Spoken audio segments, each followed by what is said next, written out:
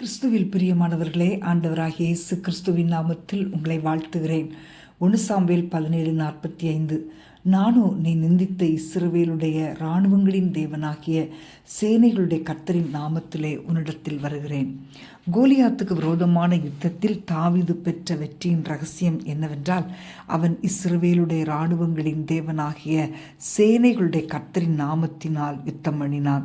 கோலியாத் இஸ்ரவேலின் தேவனாகிய கர்த்தருடைய நாமத்தை நிந்திக்கும் போது தாவீதுக்குள் காணப்பட்ட வைராக்கியம் அந்த கோலியாத்துக்கு விரோதமாக சவால் விட செய்தது.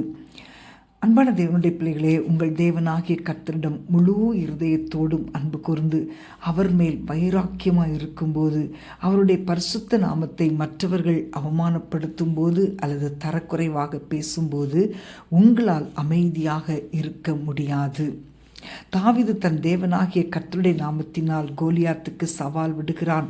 கோலியாத்தோ தன்னுடைய சுய பலத்தையும் தான் வைத்திருந்த யுத்த ஆயுதங்களையும் நம்பியிருந்தான்.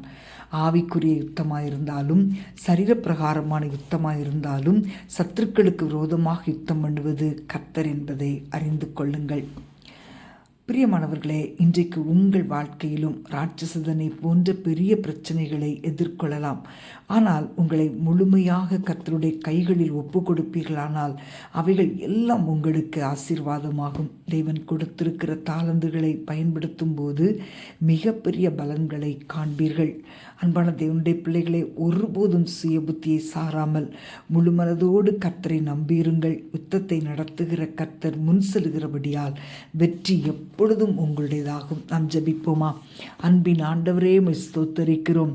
ஆண்டவரே, நீர் சேனைகளின் கர்த்தராய் உம்முடைய பிள்ளைகள் ஒவ்வொருவருடைய வாழ்க்கையிலும் நீர் யுத்தத்தை செய்கிறவராய் இருக்கிறபடியால் துதிக்கிறோம் அப்பா. ஒவ்வொரு கஷ்டங்களும் உடைய பிள்ளைகளுடைய வாழ்க்கையிலே நீங்கட்டும் ஐயா. வேதனைகள் நீங்கட்டும் அப்பா. ஆண்டவரே, நன்மைகள் நடக்கட்டும் அப்பா. எல்லா யுத்தங்களும் ஓயட்டும். நீர் ஒவ்வொருவரையும் நீர் தலை நிமிர பண்ணுவீராக. வெட்கத்தை புரட்டி போட்டு 1000 மடங்கு நன்மைகளை கொடுத்து சுகமாய் வாழ வைப்பீராக. எல்லா போராட்டங்களும் இயேசுவின் நாமத்திலே அமைதல் அடையும்படி நாங்கள் கட்டளையிடுகிறோம். குடும்பங்களை வேதனைப்படுத்துகிற சூழ்நிலைகள் இயேசுவின் நாமத்தினாலே இப்பொழுதே வெளியேறுவதாக. இயேசுவின் நாமத்தினாலே எல்லா நுகங்களும் முறியட்டும், வல்லமை விளங்கட்டும். இவர்கள் ஒவ்வொருவரும் இருக்கிற வீடுகளிலே தேவனுடைய மகிமை இறங்கி வரட்டும். உடைய தொடுதல் உண்டாகட்டும். காற்றையும் கடலையும் பார்த்து இறையாதே, அமைதலாய் இரு என்று அடக்கின இயேசுவின் நாமத்தினால் எல்லா யுத்தங்களும் அடங்குவதாக. வீட்டுக்குள்ளே சமாதானம் உண்டாகட்டும். இயேசுவின் நாமத்தில் பிதாவே, ஆமேன், ஆமேன்.